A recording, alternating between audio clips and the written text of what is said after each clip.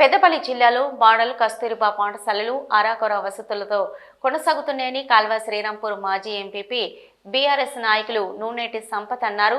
పెద్దపల్లి జిల్లా కాల్వ శ్రీరాంపూర్ మండల కేంద్రంలోని కస్తూరిబా పాఠశాల మాల్యాల మోడల్ స్కూల్ను బీఆర్ఎస్ నాయకులు బీఆర్ఎస్పీ నాయకులు సందర్శించారు. విద్యార్థులకు అందిస్తున్న భోజన సదుపాయాలు మౌలిక సదుపాయాలను అడిగి తెలుసుకున్నారు.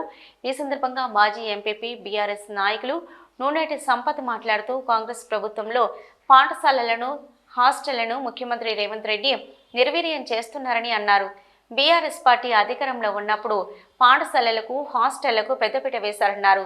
బీఆర్ఎస్ రాష్ట్ర పిలుపు మేరకు పాఠశాలలను సందర్శించడం జరిగిందని, కస్తూరిబా పాఠశాలలో విద్యార్థులను నీటి సౌకర్యం లేక ఇబ్బందులు ఎదుర్కొంటున్నారని, ఎక్కువ మంది విద్యార్థులు ఉండడంతో పాఠశాలలో విద్యార్థులు ఇబ్బందులు ఎదుర్కొంటున్నారన్నారు.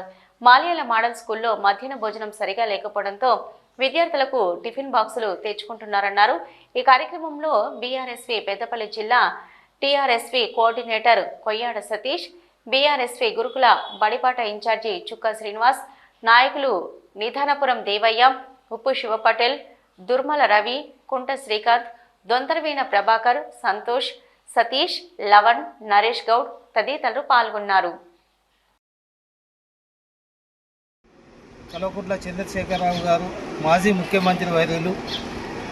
వారు ఉన్నప్పుడు గత 10 సంవత్సరాలు విద్యార్థులకు ఏదైతే సన్న బియ్యము, స్కూళ్ళు దుస్తులు, మెరుగైనటువంటి విద్యా బోధన అందించారో ఇవాళ మన పల్లెల్లో చూస్తుంటే, మన గ్రామాలలో ఉన్నటువంటి హాస్టళ్లలో పిల్లలకు సరైన వాటర్ లేక, సరైన బియ్యం సరిగా లేక వాళ్ళు పిల్లలు ఇవాళ చూస్తే కేజీవీబీలో నీళ్లు లేక వాళ్ళు స్నానాలు చేయడానికి ఇబ్బంది అవుతుందని చెప్పడం జరిగింది.